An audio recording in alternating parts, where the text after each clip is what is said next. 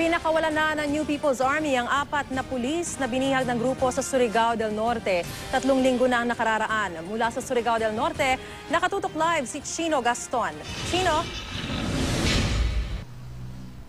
Maris, emosyonal na naging tagpo ng personal na ihatid ni DILG Secretary Mar Rojas, Peace Process Secretary Ging Deles at PNP Chief Alan Purisima ang 4 na nabihag na pulis sa kanilang mga sabik na sabik at naghihintay na mga kaanak dito sa Kitcharao Central Elementary School sa Agusan del Norte. At gaya ng inaasahan, naging bumuhos ang emosyon at luha dahil natapos na rin itong labis na pag-aalala ng mga kaanak para sa kanilang mga mahal sa buhay matapos hawakan nga sila ang halos 3 linggo ng mga rebelding New People's Army matapos nga salakayin itong mga rebelding grupo ang kanilang police station sa Alegria, Surigao del Norte naman na ilang kilometro lamang ang layo mula sa ating kinaroroonan. Pero bago tuluyang mapalaya ang mga pulis, Maris, ay pambihirang daan ang kinailangan tahakin nitong ating mga kawani ng gobyerno marating lamang itong kuta ng mga rebelding grupo sa mga bulubunduking lugar dito sa Agusan del Norte. Narito ang report.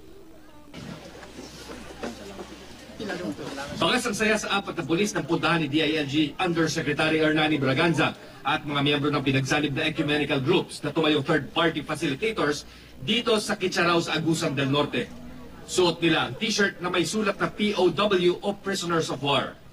Binihag ang mga pulis ng salakayan ng rebeldeng grupo ang PNP station sa Alegria, Surigao del Norte noong July 10. 2 rebelde ang patay sa nasabing insidente, 2 pulis at 1 sibilyan naman ang sugatan.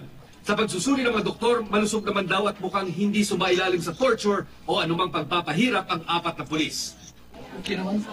Medyo sa unang araw lang, medyo Bayad naman ang kontrato nila sa amin. Sa simpleng seremonya, itinurn over ng mga rebelde ang kanilang mga bihag sa gobyerno. Walang kondisyon na ibinigay ang NDF-NPA sa pagpapalaya, bagamat sinabi nila na sana'y muling simulan ang usaping pangkapayapaan.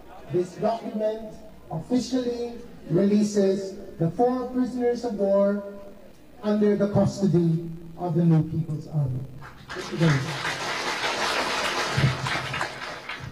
Maraming armadong pangkat ng NPA sa lugar, nakasuot ng itim na uniforme at bit-bit ang mga matataas na kalibre ng baril.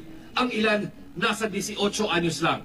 Nakabalot sa puting tela ang mga nguso ng baril ng mga rebelde na anilay alinsunod sa idineklarang 5 araw na ceasefire para bigyan daan ng pagpapalaya sa mga POWs.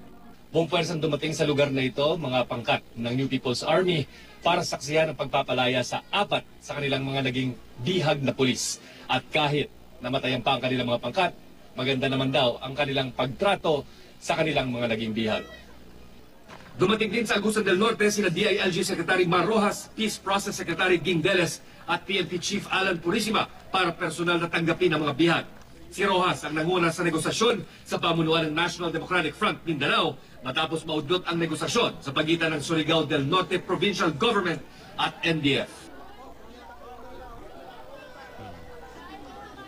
Maris, batay sa pinakahuling impormasyon na nakuha natin dito sa Agusan del Norte PNP ay dinala na ang 4 na nabihag na pulis sa Caraga Regional Hospital sa Surigao City para sumailalim sa mas malalim na medical examination at syempre inaasahang sasailalim din sila sa debriefing maging ng psychiatric evaluation bago tuluyang mabigyan ng clearance para makabalik na sila sa serbisyo. At yan ang latest, balik sa inyo Maris. Maraming salamat, Chino Gaston.